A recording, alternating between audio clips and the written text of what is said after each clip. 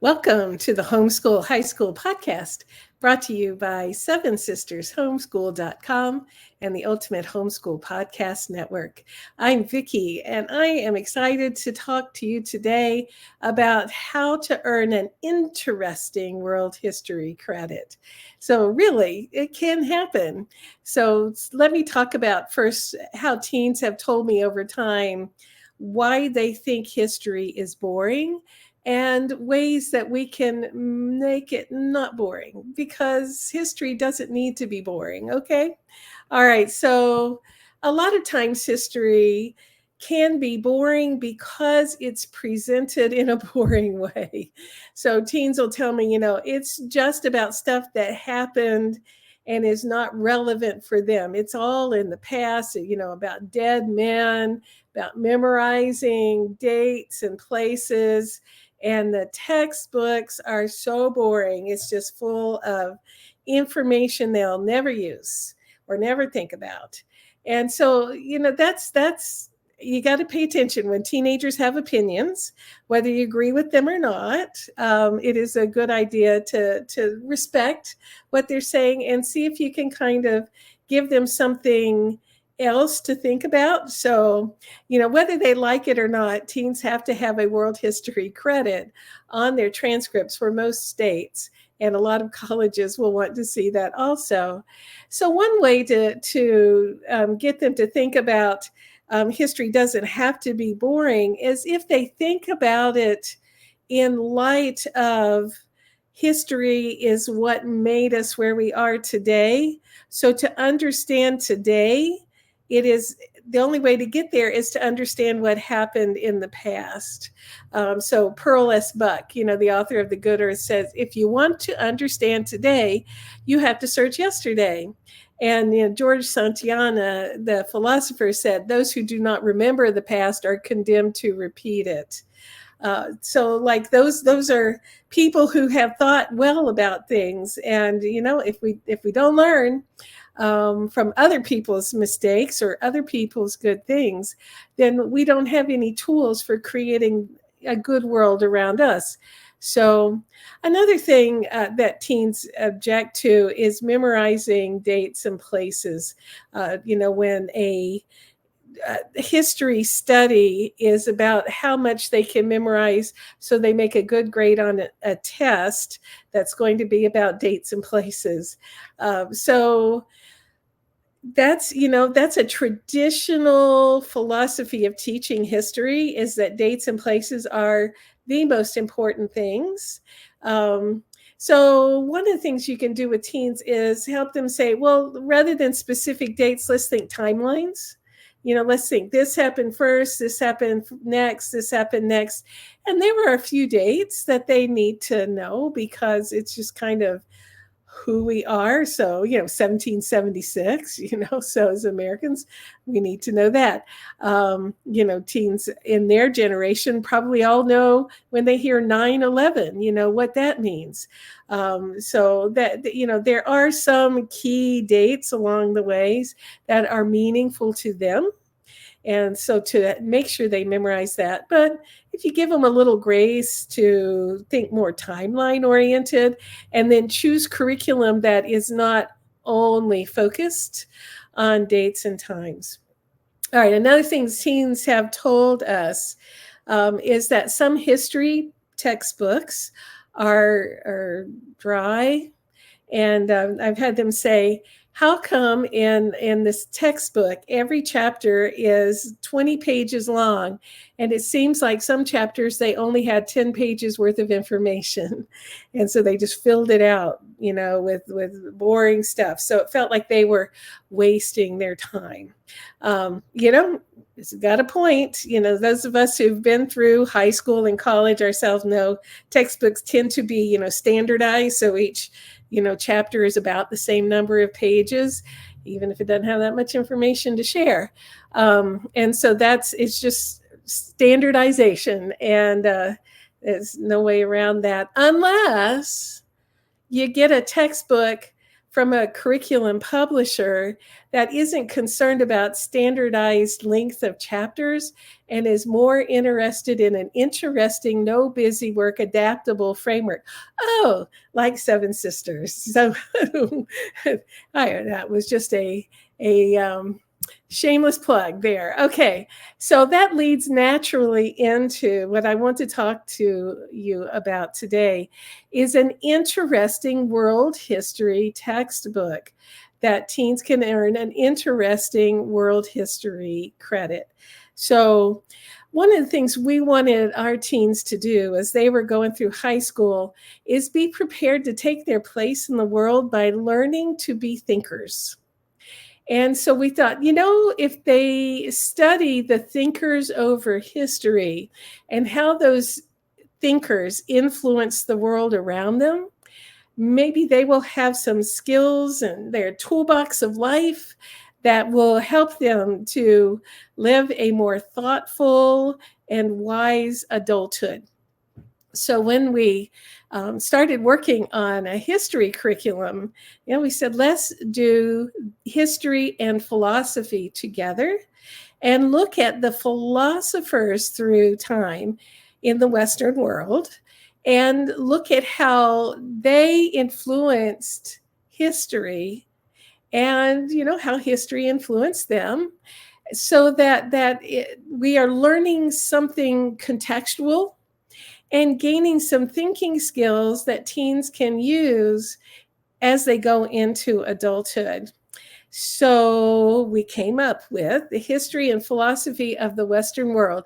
And we started this when my oldest teens were in high school, and but never published it until my oldest son, Dr. Micah Tillman, who is a philosopher, went back and helped me with the textbook and added the philosophy sections. And so, or helped me where I would get stuck. And so he was kind of like the backstory on the whole curriculum. So we have a subject matter expert to help us. Now that sounds really boring, doesn't it? Like philosophy, that sounds heavy and boring. But really what we did, because we don't want the curriculum to be boring, we want an interesting world history credit, is we wrote it in a very light-hearted, kind of chatty manner. So teens they're working through the textbook in almost like a narrative form, like it is an interesting story.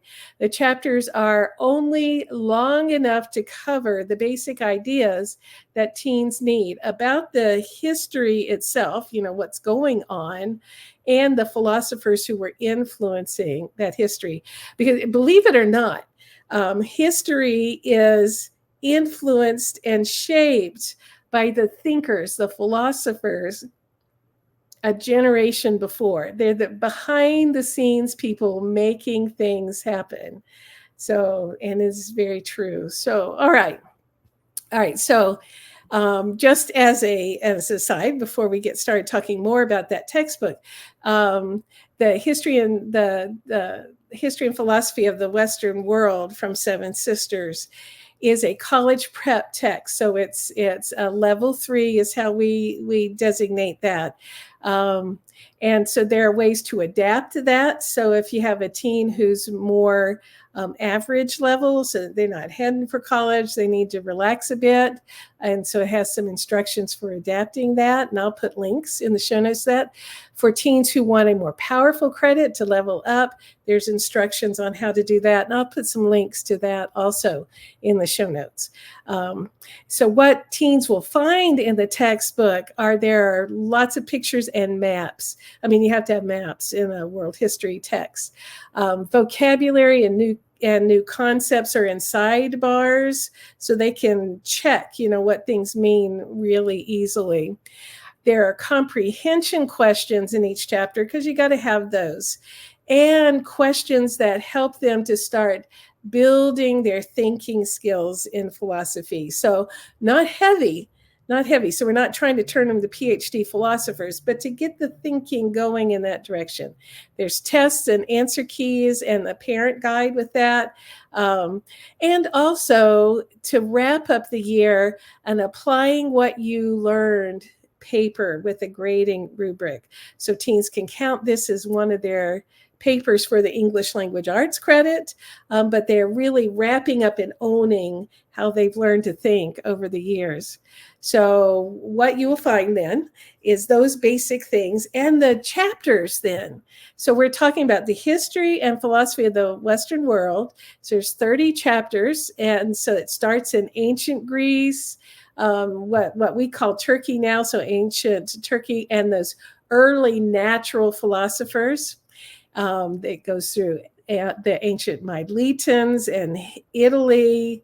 And then we spend a good while with the Greek philosophers, because that's who, when you think about philosophy, a lot of times it is the Greek philosophers that we are thinking about. So we've got the early sophists, and we've got Socrates and Plato and Aristotle. And so teens get to learn how they thought and how they were thinking and influencing the world around them, how they influenced Alexander the Great, and how that, affected history. And then we talk about Rome and the philosophers in Rome. And then we switch to the Middle Ages, which is so interesting. Like what was happening in the Middle Ages was influenced by some of the great philosophers of our Western world, like St. Augustine, St. Thomas Aquinas. And then we have some church history, because you can't talk about thinking without thinking spiritually. So we've got some church history. So early church reformers are in there, and their influence. Then we talk about the Renaissance and all the exciting things that happened in the Renaissance thinking-wise. And then the Reformation, because again, you can't, talk about thinking unless you're also talking about the thinking spiritually. Those are intertwined in our world history. And then you've got the Baroque period and the philosophers and scientists like Rene Descartes. I think, therefore I am. And then the British empiricist, and that's where we start getting into American history, aren't we? So we've got our founding fathers were raised in that era. Then the rationalists and the French Revolution, and so that's a powerful time in history. And we talked about important philosophers then who started coming along after the French Revolution in Europe, and that were really influencing the world at that time and even into today. So Immanuel Kant, the Romantic era philosophers, and George Hegel. We talk about the Industrial Revolution and the influences there. We talk about Kierkegaard and existentialism. They talk about Darwin and Marx, because those philosophies certainly had an influence on the world.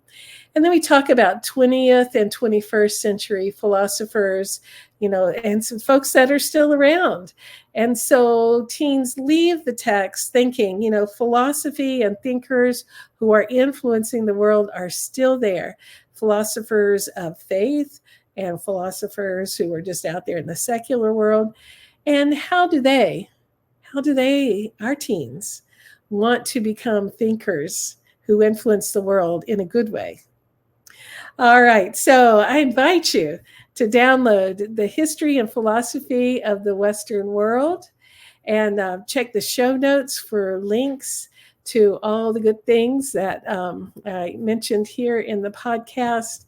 And if you've got any questions, throw them up in the Facebook group, Seven Sisters Homeschool Facebook group, or info@sevensistershomeschool.com, because we care about your questions. We are all in this homeschool thing together.